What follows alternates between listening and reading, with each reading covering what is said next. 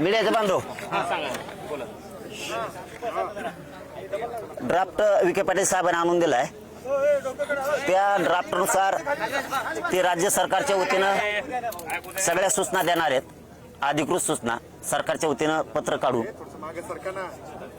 शासकीय आदेश सूचना प्रत्येक अधिकाऱ्यांना ज्या त्या संदर्भातल्या 58 लाख नोंदी सापडल्यात त्याचे कुणबी प्रमाणपत्र द्या आणि कुणबी प्रमाणपत्र जर दिले असले त्याच्या व्हॅलिडिटी द्या नसता संबंधित अधिकाऱ्यावर कडक कारवाई करून त्याला बडतर्फ केलं जाईल किंवा निलंबित केलं जाईल अशा सूचना सरकार काढणार आहे। त्यांनी आपल्याला ड्राफ्ट दिलाय त्याच्यात त्यांनी सांगितलं तुम्ही एकदा ड्राफ्ट वाचा आम्हाला सूचना काढायला सांगा आम्ही लगेच काढतो पण सूचना काढायला नाही येत म्हणून त्यांना सांगितलं मी उपोषण थांबवणार नाही आमच्या दोघात आम्ही ते मान्य केलं एकमेकाला। हैदराबाद गॅझेटियरनुसार देण्यासाठी एसओपी तयार केली। एसओपी कशी आहे मी थोड्या अभ्यासकांना सांगतो विचारतो आणि तुम्हाला संध्याकाळपर्यंत कळवतो असं त्यांना सांगितलं। जात पडताळणी प्रमाणपत्राचा विषय ते दर 15 दिवसाला आढावा घेणार आहेत हे मात्र आम्हाला योग्य वाटलं ते आपण सूचनाच काढावं लागतील तेव्हा ते अहवाल राहणार आहे। सातारा संस्थांचा गॅझेटियरचा जी आर लगेच काढा असं मी त्यांच्याकडे हट्ट लावून धरलेलं आहे। त्यांचं म्हणणं आहे 1 महिना माझं म्हणणं आहे 1 दिवस सुद्धा नाही आणि ती आमची चर्चा झाली। तुम्हाला सातारा संस्थांचा हैदराबादचा सातारा संस्थांचा गॅझेटियरचा जी आर लगेच काढावा लागेल तर ते म्हणले मी सुद्धा आता लगेच दौरा बंद करून त्या दौरा तसा कालपासून त्यांनी बंदच केला ते इकडेच आहेत अंतरवालीतच तर ते जाऊन बोलतो म्हणतात त्यांना मुख्यमंत्र्यांशी पण ह्याविषयी बोलावं लागेल लहान विषय नाही आहे आणि कायदेतज्ञाशी बोलावं लागेल ते बी सांगतात म्हणलेत करतो म्हणजे करतोच म्हणलेत आता करते नाही त्यांचा भाग पण मी थांबणार नाही हे त्यांच्यावर निरोप दिलाय मी। स्वतंत्र मराठा समाजासाठी मंत्रालय 1 महिन्याचा वेळ मागितलाय ही फक्त मुख्यमंत्र्यांनी घोषणा केली तर एका दिवसात होतं 1 महिन्याच्या वेळाची त्याला गरजच नाही अजिबात कारण ते समाजाच्या लेकराचं कल्याण होईल। बलिदान गेलेल्या कुटुंबाच्या पैशाचा विषय 15 दिवसात देऊन टाकून म्हणते ते ठीक आहे ते पण पटलं आम्हाला। कुणबी प्रमाणपत्राच्या वितरित करण्याची कारवाईची दर 8 दिवसाला आढावा घेऊ म्हणते जिल्हाधिकाऱ्याला हेल्पलाईन देऊ ठीक आहे ते पण चांगलंच।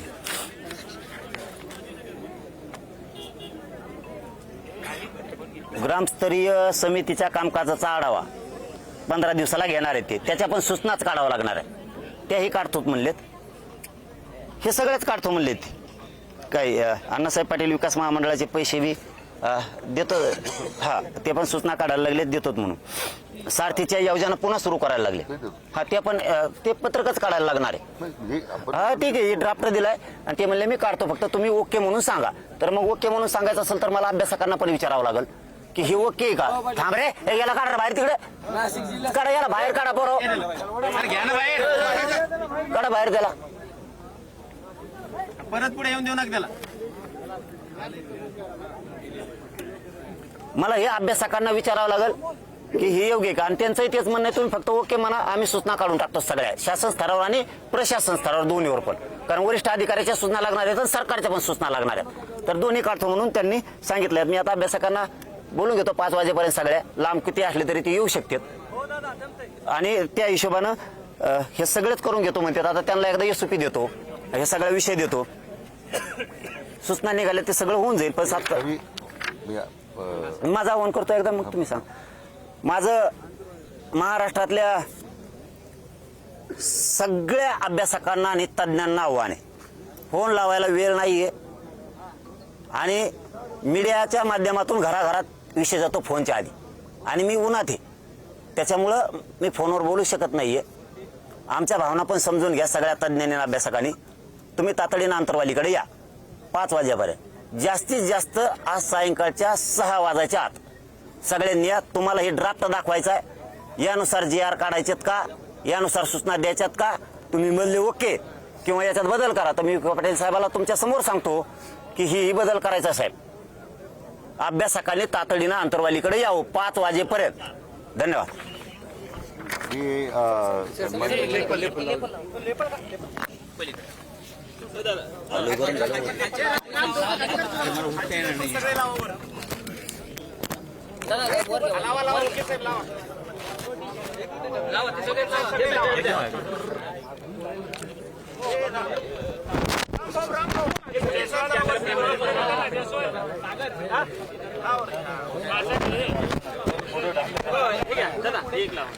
सन्माननीय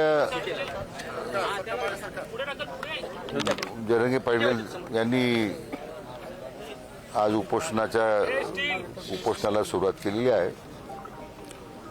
काल माझी त्यांच्यावर सविस्तर चर्चा झाली आणि त्यावर आधारित त्यांनी उपस्थित केलेल्या मुद्द्याबद्दल शासन स्तरावर मी काय कार्यवाही करतोय त्याची कल्पना त्यांना दिलेली आहे.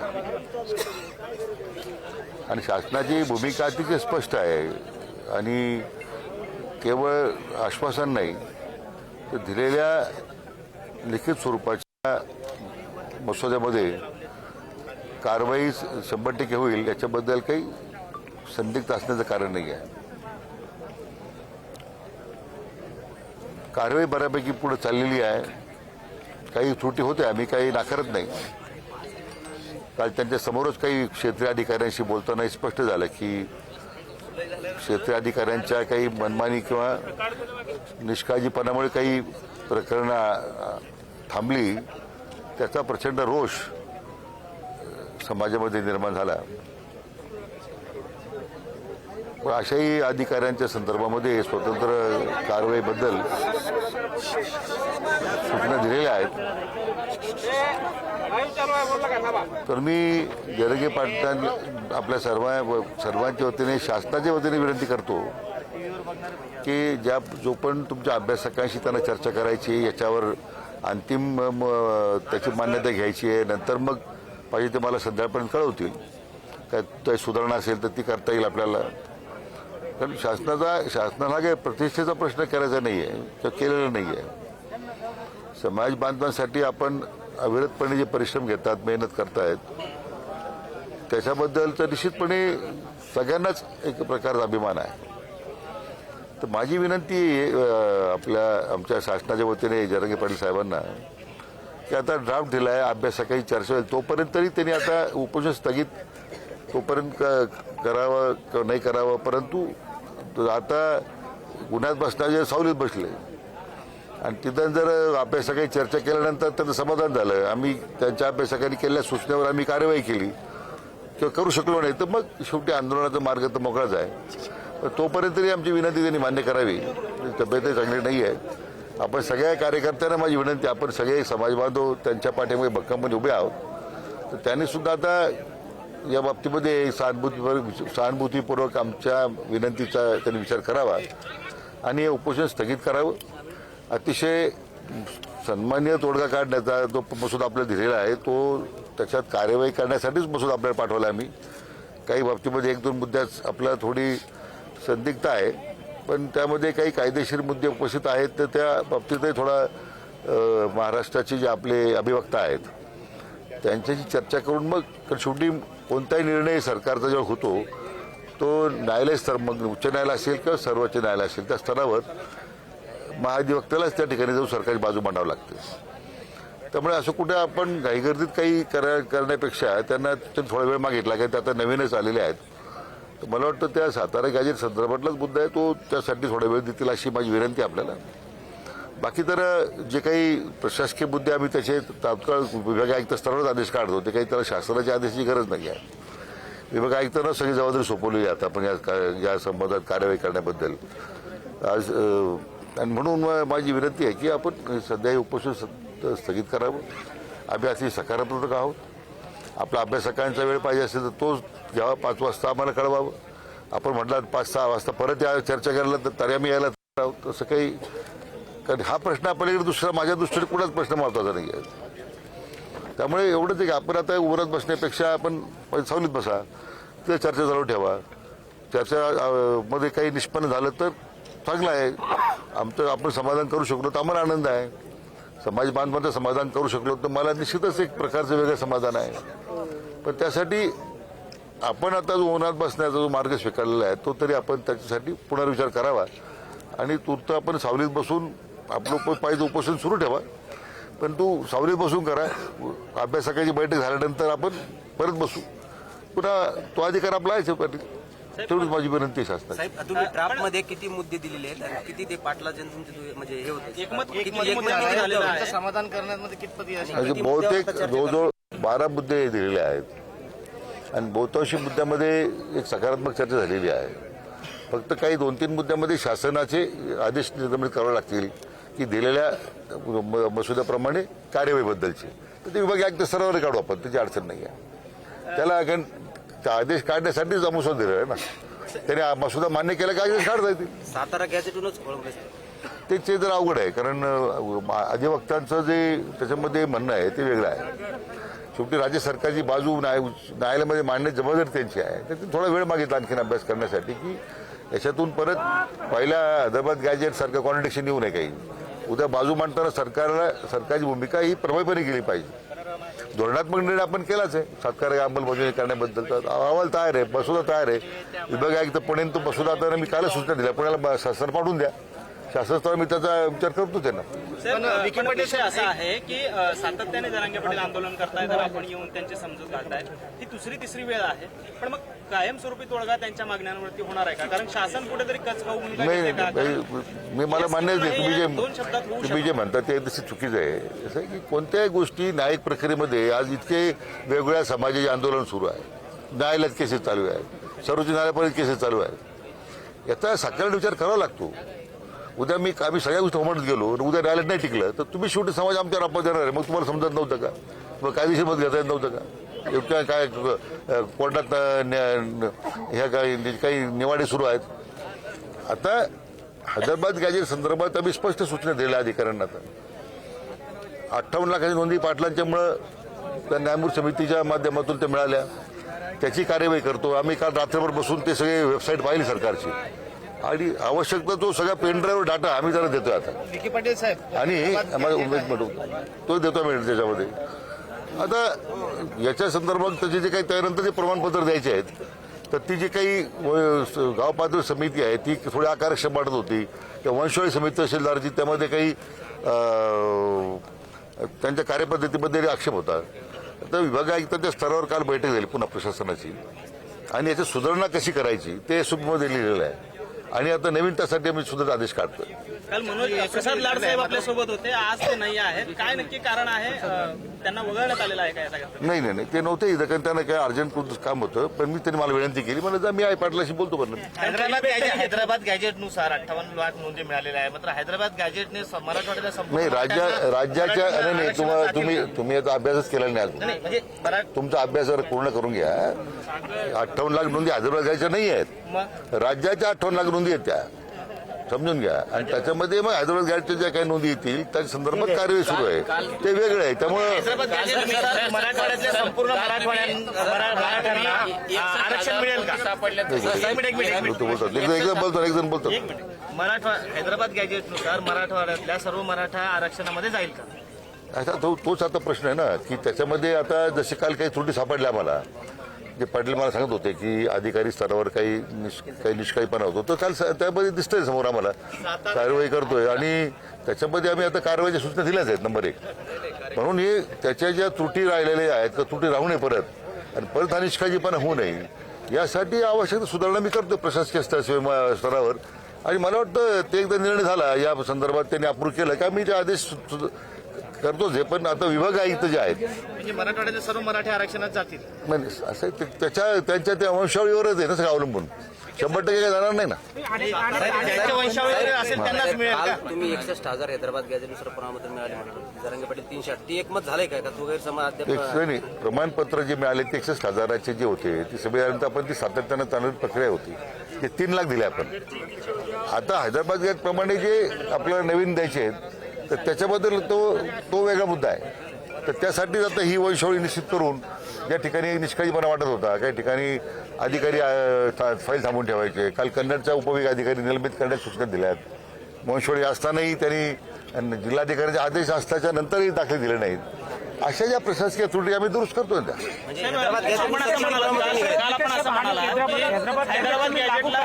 हैदराबाद गॅजेटनुसार जर तुम्ही आरक्षण देण्याचा मराठ्यांना आरक्षण देण्याचा निर्णय जरी घेतला असला तर अनेक गावांचे दस्तावेज त्यावेळेस जळालेले. मग अशा मराठ्यांना आरक्षण कसं मिळणार? मग तसं आहे की दस्तावेज झाल्यानंतर जो काही हिस्टॉरिकल डाटा आर्किव्हमध्ये उपलब्ध होता, याच्यामध्ये नॅशनल आर्किव्हमध्ये दिल्लीला किंवा हैदराबादला सुद्धा जो डाटा इथून जो नंतर तिकडे गेला, अरे बाबा तुम्ही ऐकून नसेल तर चला बोलत नसतो. साहेब म्हणजे आता आकडा किती हैदराबाद गॅजेटनुसार किती प्रमाणपत्र इश्यू झाले मला वाटतं माझी आकडा नाही आता, पण साधारण तरी 2,000 आकडे दाखले झाले हैदराबाद. साहेब आपण जसं म्हणालात की हैदराबाद गॅजेटला चॅलेंज केलं जात आहे, कोणीतरी चॅलेंज करताय, म्हणून सातारा गॅजेट जे आहे ते आपण टप्प्याटप्प्याने काढतो. ते चॅलेंज कोणी तुम्ही तुम्ही स्वतःचा तुम्ही एक स्वतःचं मत का तयार मी करता? सांगतो तुम्हाला, आपण काल बाहेर- यांचं उत्तर मी सांगतो. तुम्ही कितीही चांगलं दिलं बघा बरं का, कितीही चांगलं दिलं, माननीय गायकवाड आयोगानं 12-13% आरक्षण दिलं सर्वे करून मागास सिद्ध करून, तरी यांनी चॅलेंज केलं. आता 10% सरकारनं दिलं ECBCचं, AWS शुक्रे साहेब ACBC. ECBCचं त्यांनी दिलं, मागास सिद्ध करून दिलं तरी चॅलेंज केलं. हैदराबादचा GR तुम्ही आधार घेऊन दिला तरी चॅलेंज केला. तुम्ही सातारचा दिला तरी चॅलेंज करता, कारण मराठ्यांना हे सुखाने खाऊनच देत नाहीये. हे किती चांगलं दिलं तरी चॅलेंज करते, त्याच्यामुळे तुम्ही तो GR काढून घ्या. माझं जाताना विनंती आहे की ते बोलणारच आहेत, मी उगा ते मधलं फक्त उत्तर याच्यासाठी दिलं की त्यांनी पटकून काढावं, कारण हे चॅलेंज करणारच आहे. तरी पश्चिम महाराष्ट्रातले सुद्धा सगळे अभ्यासक या, पुन्हा गोळ नको. पाटील, एक त्यांनी भूमिका मांडली, ऍटलिस्ट आंदोलन जर करताय तर सावलीत जा, उन्हात बसू नका, हे मान्य आहे का तुम्हाला? मला ऊन लागलं तर चटके त्यांना बसणार, त्याच्यासाठी मला इथंच बसायला लागतं. लाड भाऊनी गळ्यात गुतीला त्यांच्या आता घंटा नाही, माझ्याकडे नाही, माझी जबाबदारीच होती ती. त्यांच्या जवळ त्यांनी ते म्हणले ते आले नाही, मग त्यांनी त्याला घंटा झाले मोकळे ते आता. पण पाटील, नाही, कारण पहिल्यांदा ते भेटीला आले होते. पाटील, तुम्ही समाधानी आहात ना? आता जे मुद्दे मांडले, या सगळ्यांवर चर्चा झाली, तुम्ही समाधानी आहात ना आता या सगळ्या नाही, बाबत? त्याच्यावर ते अभ्यासक बोलवलेत ना, अभ्यासक बोलवलेत. काय होतं, प्रत्येक दगडाखाली एक अभ्यासक झालाय, इथून निघाले होते. हे नंतर डोक्याला लय खुराक देते, त्या आम्हाला म्हणतात लय बेस्ट, तिथं GR टायमाला म्हणले लय बेस्ट GR. नाही, तुमच्या एवढा मोठा अभ्यासक कोणी नाही या प्रश्नावर आता, म्हणून तरी आम्ही कधी आता तिथं GR काढा, तिथं म्हणले ओके, इकडं आले की म्हणले आम्हाला चिरलंच नाही, येते याची येड जाऊन तुमची, तुम्हीच म्हणले ओके आणि तुम्हीच म्हणता आता बरोबर नाही. त्याच्यामुळं उन्हात का तळा ना, त्यांनाही चटके बसते, समाजाचं कल्याण होईल. पश्चिम महाराष्ट्रातले अभ्यासक पण या आणि महाराष्ट्रातले मराठवाड्यासह सगळे या 5 वाजेपर्यंत, जास्तीत जास्त 6 वाजेपर्यंत. आणि इथं अभ्यासकाचे जेवढे फोन आहेत, फोन लावा, कोणी म्हणला नाही पाहिजे उद्या मला फोन नाही आला, पुन्हा मी ऐकून नाही घेणार कोणत्या अभ्यासाला. माझी विनंती काय आहे, ते अभ्यासक घेतील तोपर्यंत बसत सावलीमध्ये. मी कुठे म्हणतो तुम्ही स्थगित करा म्हणून, तुमचा फक्त कधी- सावलीत बसा. तो अभ्यासकांची चर्चा झाली, मला बोलवा, मी परत उपलब्ध आहे आपल्यासाठी केव्हाही. आणि नंतर मग परत त्याच्यानंतरही संबंध आले तर मग आपलं पोषण चालू उठी पाटील, आपण काय अडचण नाही. एवढं पण त्यासाठी आपण कशाला बसतो एवढ्यामध्ये, अभ्यासकांची चर्चा करण्यापुरतं सावलीत बसायचं माझी विनंती आहे. एवढंच नाही ऐकणार, तुमचं पुढं सगळं ऐका बस का. मला ऊन लागलं तर तुम्हाला चटके लागतील आणि कल्याण नाही, आम्हाला- पुढं सगळं ऐकत. दादा आपण आता उठणार नाही पाटील साहेबाला आम्ही वैयक्तिक चर्चा करताना सुद्धा सांगितलं, मी उन्हात पळवलं तर चटके तुम्हाला बसतील, लेकरांचं कल्याण होईल, समाजाचं, कारण ते हक्काचं आहे, कोणाच हिसकून नाही गेलो. ओबीसीला धक्का न लागता येते. ते तर भूमिका आपली पहिल्यापासून मान्य नाही, आहे, आम्हाला आमचं पण ते- माझे म्हणून माझं काय म्हणणं आहे, एका कॉमन एका समान विचारावर आपण काम करतोय, तर त्यासाठी आपण सावलीत बसा ना.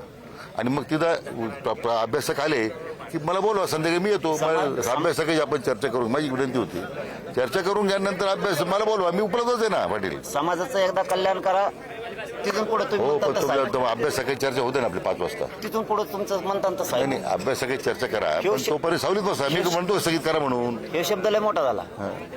मी स्थगित करा म्हणतच नाही ना. उन्हात तळू द्या, आपण ते अभ्यासक घेणार 5 वाजता पाटील, तोपर्यंत तुम्ही काय म्हणत बसता, ते त्यानंतर समाजाचं बसा. फक्त कल्याण करा, तिथून पुढे तुम्ही म्हणता ते आम्ही समाज आहे. 100% तुम्ही म्हणाल पाटील, तेच करतो आम्ही. पण आता बसून द्या आम्हाला. नाही, नको नको, म्हणजे विनंती काय बसण्यापेक्षा त्या अभ्यासक येईपर्यंत थांबा ना. अभ्यास केल्यानंतर 5 वाजता त्याच्यानंतर परत बसता येईल आपल्याला. तुमचे विनंतीचा मी स्वीकार करतोय, तुमचा अवमान करत नाही, समाजाच्या कल्याणासाठी बसतो. होऊ द्या त्रास, मला दवाखान्याचा खर्च तुम्ही करा, दम्माने जावा, दम्माने जावा. नाही, काय ते माझी अजूनही विनंती पाटील आपल्याला आहे, अभ्यासकाची चर्चा होईपर्यंत सावलीत बसता, झाल्यानंतर मग आपण नाही समज उद्या आहेच आपण बरं बाजूवर, तुम्ही मी बरोबर बसू बाजूवर, काय मुद्दे. तुम्हाला नाही बसून देत आम्ही, एवढी वेळ नाही येऊ देत. तुम्ही एवढी वेळ येऊन देऊ नका, हे काढा. फक्त समाजाचं कल्याण होईल. पाटील, आपण दरवेळेस चर्चेची भूमिका ठेवली. तुम्ही बऱ्याच वेळेस म्हणलात आम्ही काही आडमुठी भूमिका घेत नाही. पण तुम्हाला सरकार एक सांगते की आम्ही पुन्हा सुद्धा तुम्ही तुमचं उपोषण आंदोलन करण्यासाठी बाधित आहात. पण आता अशी अवस्था आहे की प्रखर ऊन आहे, तुमच्या तब्येतीचा पण प्रश्न आहे. अभ्यासकांशी चर्चा करणे तुम्हाला त्यांच्याशी संवाद घडलाय साधारण 2-3 तासाचा संवाद त्यांच्याशी होणार आहे. अशी सगळी अवस्था बघता तुम्ही त्यांचा विनंती मान्य करून सावलीत बसणं हे अपेक्षित नाही का? आपण नेहमी म्हणतो आपण त्यांनी माझा सन्मान ठेवला आणि मी जर त्यांचा ठेवला तर समाजाचा उन्हाळा. मी जर त्यांचा सन्मान ठेवला आणि त्यांनी जर माझा ठेवला तर समाजाचा उन्हाळा.